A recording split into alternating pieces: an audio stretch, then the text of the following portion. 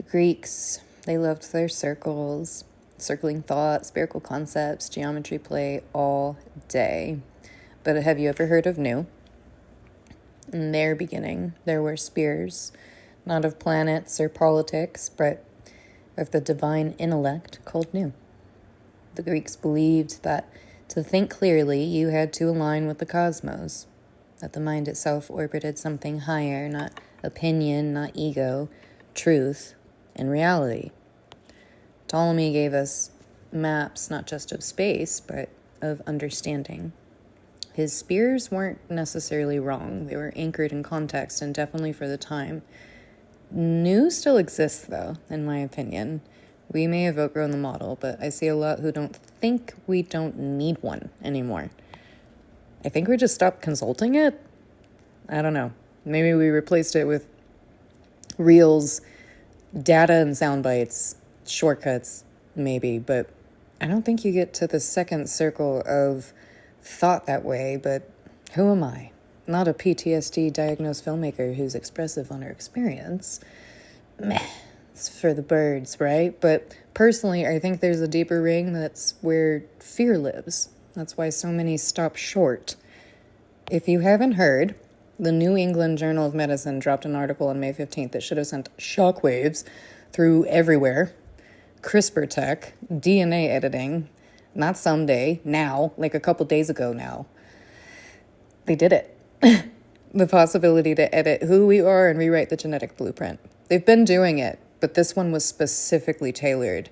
We can now edit out disease like Premiere fucking Pro. But I always go back to this. I always ask this. Who's funding the ink? Who gets to hold the pen? In America, research is chained, tethered to capital. The lab is a church, but now only the richest get communion. Constraint doesn't always breed creativity like these guys think it does. Sometimes it breeds silence. And we've reached the era of the edit button in the genome. CRISPR isn't sci-fi. It's kind of our first spell check for humanity, I think, and a way to rewrite before the sentence finishes in vivo, not after suffering's had its run. Imagine what that could mean for babies born with diseases like NF1, like my sister, born with tumors requiring multiple surgeries throughout her life. If this technology had existed decades ago, maybe that pain wouldn't be her origin story, yet I'd bet my left thumb that she'd be thrilled to know that no one else has to endure that, possibly. And yet the irony we're all facing is Kennedy cutting funding to finish that fucking sentence, to test, to possibly save more lives. We figured out how to edit DNA, but can't get the grant to print the script. If we keep going like this, maybe we can edit the human stock, you know? Not to eliminate disease. No. Just eliminate curiosity. I'm kidding. Maybe we can edit the human stock to avoid inbreeding. I don't know. And the innate desire to have crown jewels. Just a thought. In public health, we're trading truth for budget sheets and rationing care like it's gold. Communities without academic backing are going to be left to guess. The intellect is no longer a ladder to ascend. It's become a security clearance. Awesome. Knowledge that's only yours if you pay. And then Deniro, thank God for him, in a room of cameras and velvet and can reminds us, and I quote him, "Art is a threat." End quote. Why? Well, because it embraces diversity and it looks for truth. It's pretty basic. This is a part of why they cut the funding, I think.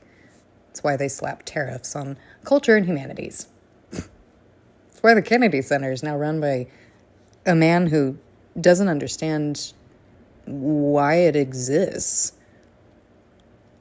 De Niro was right. This is not just a Hollywood problem. It's not just an American problem.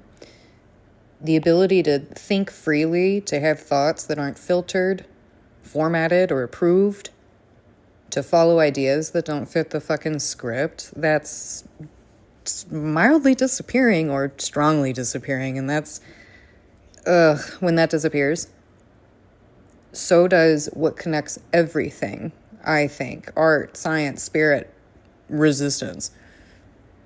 That's how we learn, by challenge, don't you think? Can we talk about ignorance for a second? Not as an insult, but as an insulation. Nescience is the innocence of not knowing. But in a time like this, not knowing can feel like safety. Safe from thought, change, maybe perhaps safe from the gravity of your own mind spinning out into inconvenient truths. What if our refusal to generally think deeper isn't just fatigue, but fear? Manufactured fear is the modern fuel. Racial dog whistles, reshaped history, false narratives. It's all displacement in a way.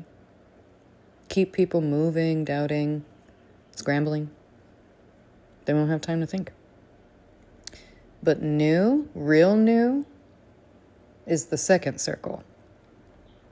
It's when we dare to ask, what's behind the pattern? Who benefits from this fear? What lives beyond the noise? Liberty, like De Niro, he said it's not abstract. It's not just a vote. I think it's a frequency. We can feel when we're mildly free. Free to question, free to create, to be wrong, to revise, try again. Art has always known this. Science knows this. They both begin with the unknown.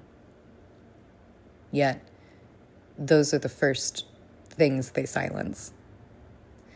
Because truth makes noise, like a rattlesnake in a bush on an otherwise quiet walk. It interrupts the performance. The spears haven't disappeared, they've just moved inward. We are the new cosmologists, cartographers of the mind, mapping terrain that can't be seen, only known.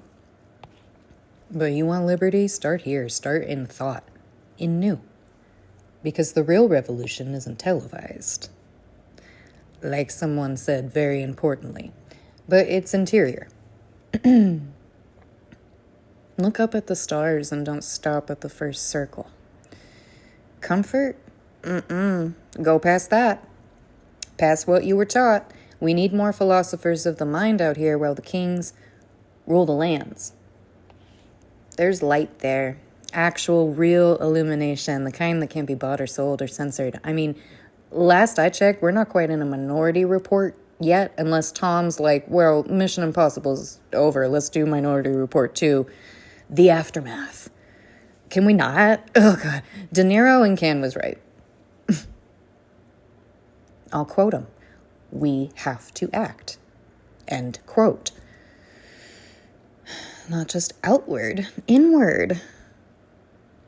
Liberty lives not only in protests or policy, it lives in your capacity to think for your damn self, to speak and see the pattern and still choose your own orbit. Please make art and speak. I definitely heard De Niro say that.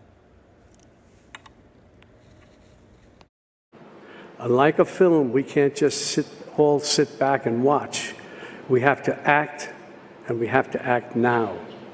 Without violence, but with great passion and determination. It's time for everyone who cares about liberty to organize, to protest, and when there are elections, of course, to vote. Vote. Tonight and for the next 11 days, we show our strength and commitment by celebrating art in this glorious festival. Liberté, égalité, fraternité.